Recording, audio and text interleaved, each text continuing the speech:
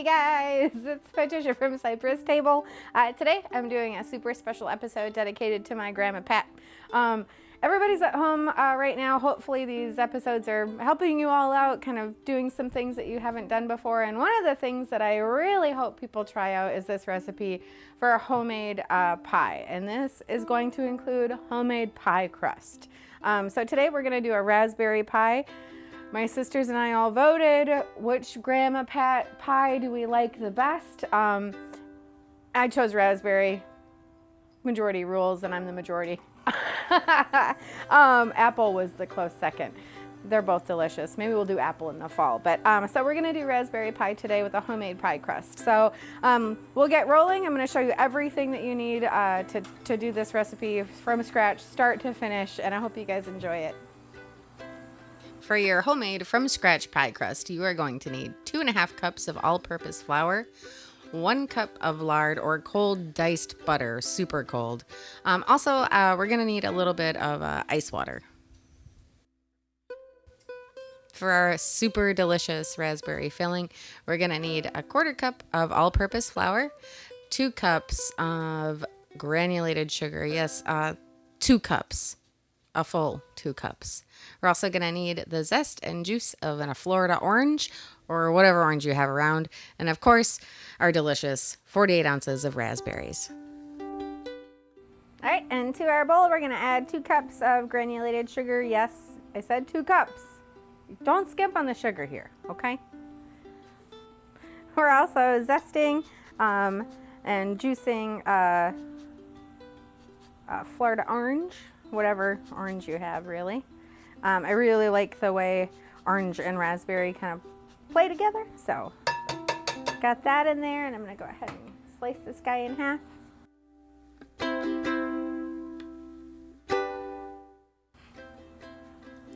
All right, so the juice in there.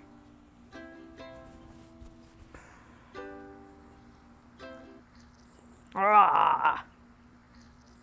Ah.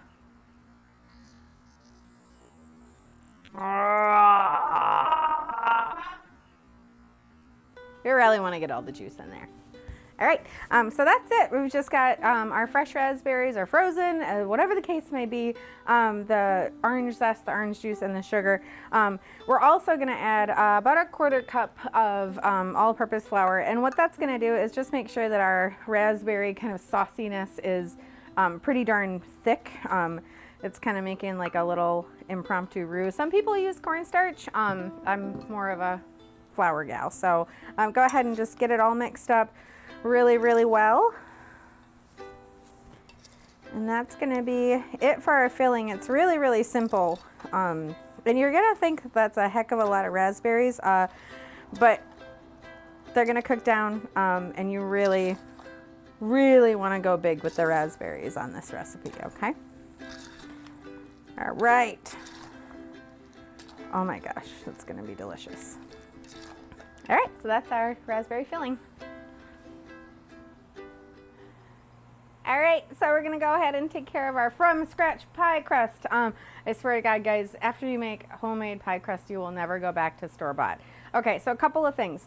If you're using lard, it's gonna be 2.5 cups of all-purpose flour to just actually under a cup of lard. Now, if you are using butter, super important, listen to my words. You want to make sure that your butter is diced up and very, very cold. So, you know, if you dice up your butter, throw it in the freezer for 10 minutes before you add it to your food processor. So that's very, very big with the butter piece. But today we're using lard. So I've got my flour right into my food processor here. We're gonna pulse in just a little bit of salt, like literally a pinch of salt, like that much salt. A pinch, a veritable pinch. And we're just gonna pulse in our salt there, make sure it's incorporated. And we've got our lard here. And I'm gonna kind of clump it up a little bit into chunks. Chunks. There is a very big difference between a lard-based pie crust and a butter-based pie crust. This is gonna look a lot more wet than a butter-based pie crust. Both are going to yield really, really delicious crust. So it's really your preference.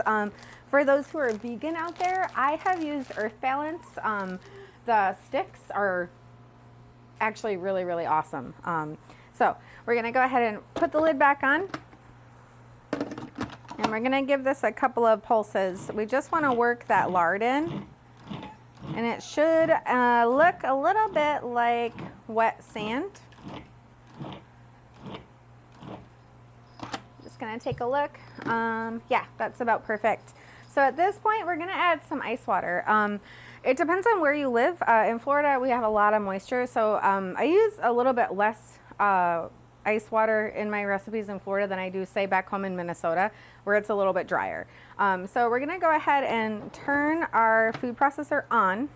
We're gonna let it run, and we're gonna slowly add our ice water. Again, all the recipes, of course, are gonna be down below. So follow the recipes. Always start with a little bit less water. You can always add more. You don't wanna add more flour because it's gonna make your pie crust tough, okay? So we're gonna go ahead and turn it on. Start to slowly add our water, and it's just until it starts to pull away from the sides. It's really not a lot at all. There we go. Great. So go ahead and put this onto some parchment paper. So you want your pie crust to sit overnight in the cooler. So make this ahead of time. I know people and friends and things that, you know, will throw it in the freezer for like 3 hours and then a few hours in the fridge. Personally, I think those glutens need to have time to kind of hang out and relax and have a little party. And that's going to yield like kind of your flakiest crust. So you're going to go ahead and just dust it with a little bit of flour.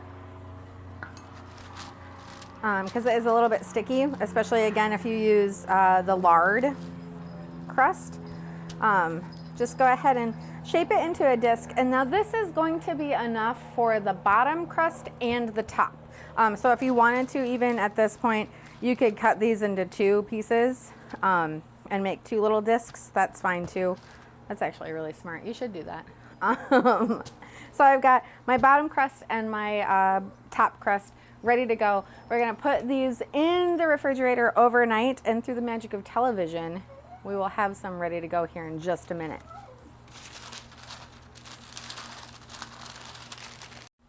Okay, so we've got our pie crust. It's been refrigerated overnight, and we're gonna go ahead and cut it in half so that we have our equal pieces. This is a pretty heavily dusted surface here, so I'm gonna cut this in half. Again, probably smarter to cut it in half beforehand, but you know, you live and you learn, even at this point in my career. All right, so we're gonna roll this puppy out, and we'll be back in just a second. So you want to make sure that you let your pie crust sit out for about 15 minutes before you start to roll it out. That way it's just gonna be a lot easier to work with. It's funny. You know, you want to keep everything really cold, except when it's time to roll it out, because otherwise you will be fighting with this like crazy. And it doesn't have to be perfect. You know, I think people get really hung up on like perfectly crimped edges and, you know, these perfect, beautiful pies. I just think a good pie is going to taste good no matter what. Especially if it's a delicious homemade pie crust like this one, like my grandma makes. So, got this rolled out, and we're actually gonna use, I'm not using a pie pan. I rarely actually use pie pans. I like a deeper pie than that. So I actually use old cake pans, maybe the ones that are kind of scuffed up that you maybe aren't working as well for cakes right now, but you can definitely save them and use them for pies. They're going to make a great deep dish pie pan for you. So there's one part of our crust. Here's our second piece. See how it's really nice and easy to work with. If it is a little cold, just kind of use your hands. That'll warm it up really well for you. This is a French rolling pin. You certainly can just use a regular rolling pin. This is just kind of what I have with me today. The French ones I like these a lot for pastries like this. They just really kind of get down a little bit so that you can get a nice kind of even pie crust. So it's all the way even. This pie crust also, guys, is an all-purpose pie crust. So you could use this for quiche. You could use it, you know, for all kinds of different things. You could sprinkle cinnamon and sugar on here and just roll it up and bake it with some butter. There's a lot that you can do with this. And again, I am going to have recipes for the lard crust as well as the butter crust down below somewhere down there. So I'm getting this as close to a circle as I can. Again, I could never be a pastry chef because I just don't have that like perfectionist quality in me, which maybe that's a good thing, maybe it's a bad thing. Okay, so the easiest way to get your pie crust into your pie pan or cake pan is just to roll it right on over your rolling pin like this. You're just gonna drape it right over the top. And it's, again, okay if it's, you know, a couple places are a little short. That's totally fine. It's a pie. It's not rocket science. It's just supposed to be delicious. If you have a lot of edges that are hanging off, one little trick you can do is just roll your rolling pin right there.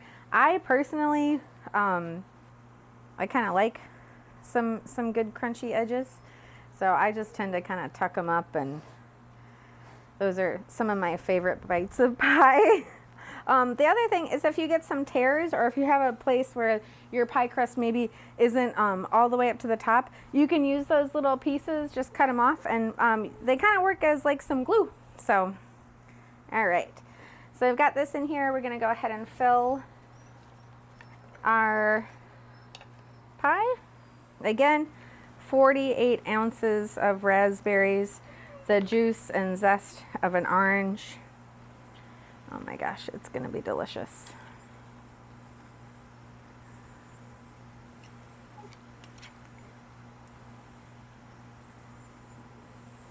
And it's going to look like a lot, but it's really going to cook down, okay? Okay. Let me get our other piece, and I'm just going to roll this out a tiny, tiny bit more. I want to just make sure that it really covers my pie. And you're going to have preheated your oven to 350 degrees. Some pastry chefs go 325 with pie crust. I find that 350 for me is the perfect number. I like to get some nice brownness on my pie. So again, here we go. And we're just gonna roll it right over the top just like that. And again, don't stress about these pieces because we're just going to tuck them up. If you wanted to, you could definitely do like a delicious kind of a streusel topping here, but we are doing this as my grandmother does with the double pie crust. So the cool part about this, this recipe is that it makes essentially two pie crusts. So, you know, you could say one, throw it in the freezer. They'll keep really well in the freezer as long as you wrap the crap out of them. So there it is. There's our pie. We just want to make sure that we add a couple of little air holes, air pockets. And then the last thing we're going to do is we are going to go ahead and do an egg wash on this. So I've got an egg here. The hardest egg I've ever seen. Use the bowl. There we go. There we go. All right, and I got a fork.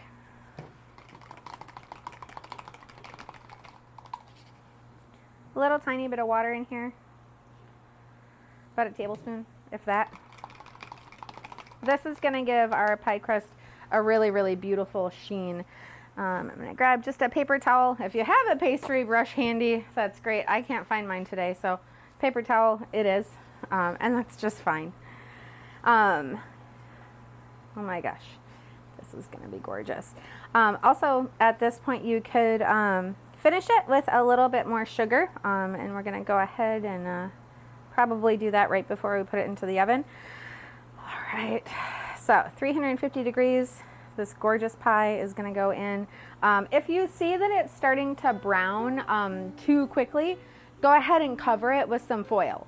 Don't stress, like if you really see it's starting to brown, pull it out, put some foil over the top. This is gonna bake for about 40 minutes, and then you actually really wanna make sure that you let this rest and cool down before you cut into it, because it's just gonna go all over the place. But if you make it in the morning, it'll be perfect and ready to go for dinner in the evening. All right, so that's it. My Grandma Pat's raspberry pie with homemade pie crust. I hope you guys try this. We're gonna finish it with a little bit of sugar. We've got our egg wash on there, just a little bit more sugar. And we're gonna throw it in the oven, 350 degrees for about 40 minutes. Again, don't worry if it starts to brown up a lot on you, just cover it with some foil. Let it sit before you cut into it. So we'll show you what this guy is gonna look like when it comes out of the oven and is ready to cut, and it's going to be delicious.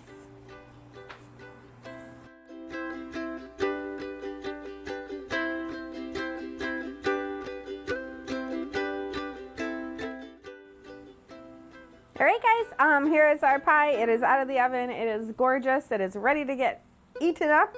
I hope you all enjoy this as much as I do.